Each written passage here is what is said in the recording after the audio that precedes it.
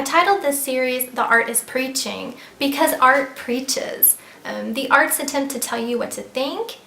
They try to tell you what's important, what's right, wrong, and how you should live your life. So why does that matter? Well, let's look at a fine arts museum, for example.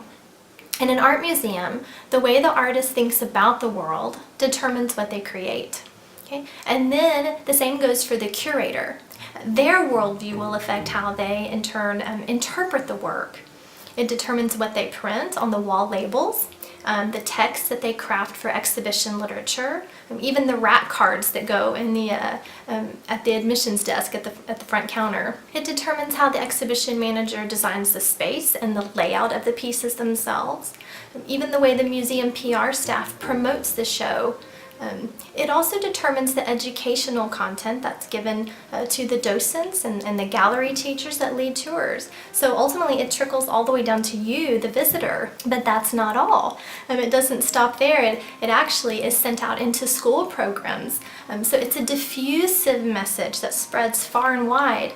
The arts have a profound impact on our culture because it does trickle down all the way to the youngest of elementary school children. Now, I know some people may say preaching is not the right word, but I think it is, because using the word preaching implies that the arts have a religious message, and they do.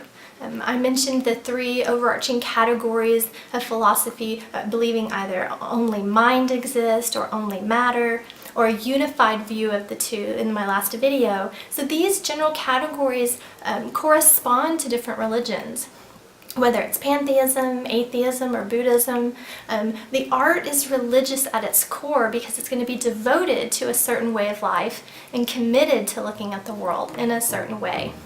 Again, it's preaching a message to you about what life's about. And that's what religion is, right? It's being faithful to what you believe is true. Whether it's in an art museum or a theater, a musical concert, or a film, there is an underlying message being preached to you. So being aware of your own views and being cognizant of the philosophies involved can equip you to respond. So the question I would like to ask now is, do you want to respond?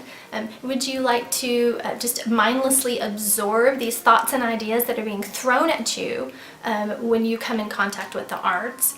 Or would you rather engage with them and start asking some questions to try and determine whether what they're preaching is in fact accurate? We'll be looking next time at one of the fundamental questions you can ask about art next time.